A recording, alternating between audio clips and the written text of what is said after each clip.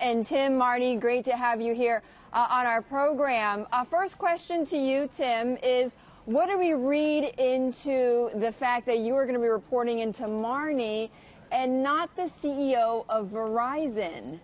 Well, I think first and foremost, when we started planning this deal about a year ago, one of the things that was really impressive for the AOL team was the fact that Marni is leading an area which is essentially the new business area for Verizon. So from the standpoint of AOL, the best thing we can do is connect directly into Verizon, where it's going to be most powerful for our consumers, partners, and advertisers. And Marni and I have known each other for years and worked closely together, predating even AOL.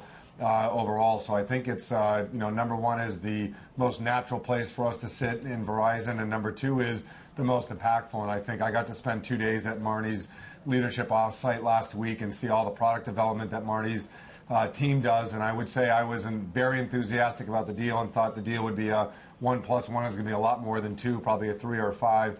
After being at our leadership meeting and seeing the products and services, and I told this to Marni afterwards, I'm hoping it's a 1 + 1 is 10. And I think that's why it's in Marni's group, and we're excited to be there. And our job is to make Verizon and Marni and the whole team as successful as we can, and we're going to do that. Marni, I noticed in the press release that the digital media services part of Verizon is going to report directly to Tim. So why did you structure that way, and is there going to be some overlap here?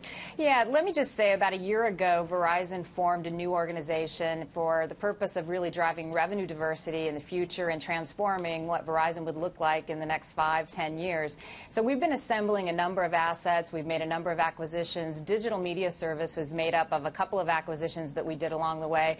And it was also part of a bigger vision about how we could be a global media technology company that connects creators, advertisers, publishers with premium content and great digital experiences for consumers. And so that vision ultimately led us to AOL. And so putting all of those assets together and putting that under Tim makes a whole lot of sense if we're driving towards this vision of having this #1 global media technology company. A global media platform, but also, Marni, Verizon has talked about this over-the-top product offering that you're gonna be unveiling sometime later this year. So tell me how the content. I mean, is AOL content going to be on this over-the-top platform, and how do the two combined accelerate that process? Yeah, so part of this, again, is making sure we deliver premium digital experiences to consumers. That's how we make the flywheel go.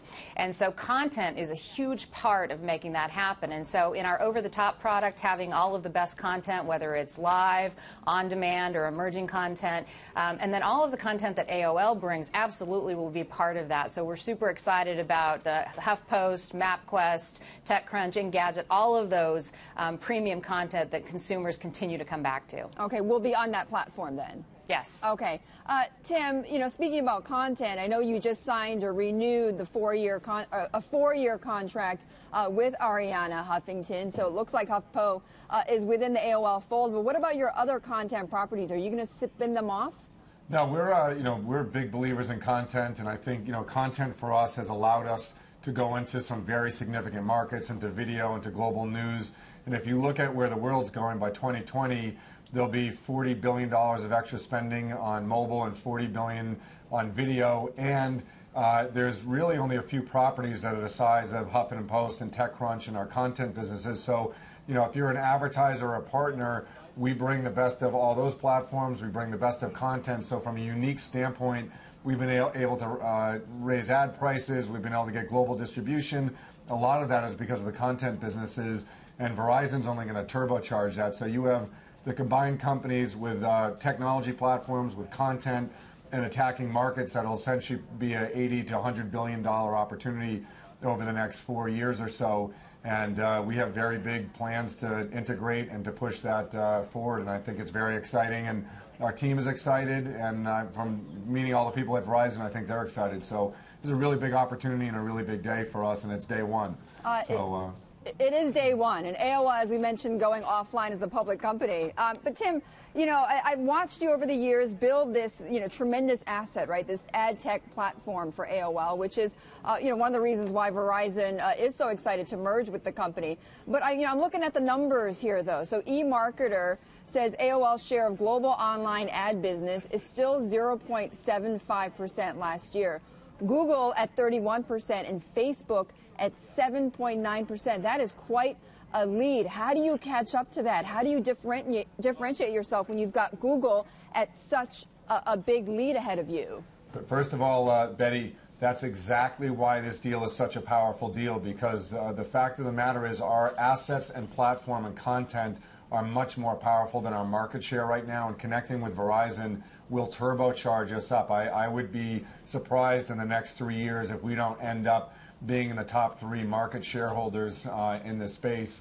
And number 2 is there's a whole bunch of added assets that are coming. You talked about OTT and some of those other things. This will be a much expanded business over time. But, you know, I spent 10 years at Google, have a lot of respect for them. They've been great partners with us. But nobody owns the future, and the assets we're putting together today are about the future. And really, if you think about mobile, mobile is a platform shift the same size the internet was, except you're going to add 2 billion more people, and you're going to add, you know, hundreds of billions of dollars of revenue. And this is probably the best, you know, set asset combo to go after that. And, you know, Marni and team have had a big vision here, and we have too, and that's why I think a lot of people are excited about this deal. And Marni, just before we go, so how exactly is AOL turbocharging Verizon's ad offerings? Yeah, what I would tell you is we call it, we have the oil in the ground, we need the rig to bring it up and to connect. And so we believe that all of their capabilities, and by the way, the talent in this organization is unbelievable, and that's one of the things that we've spent a lot of time making sure we got to know the talent, make sure we have a cultural fit. So that helps to accelerate. But it's putting the assets together, the great ad tech capabilities that Tim has assembled, the content, and then the connection with the mobile consumers is how we do this. And it makes sense for us because it gives us a way to monetize above our access network, which is what we're striving to do. So we think we've got the vision, and we think we can go make this happen. All right, Marni, thank you so much. Marni Walden, the President of Product Innovation and New Businesses at Verizon. And thank you, Tim, as well. Tim Armstrong, the AOL Thanks, Betty. CEO. Thank you, guys. Thank you.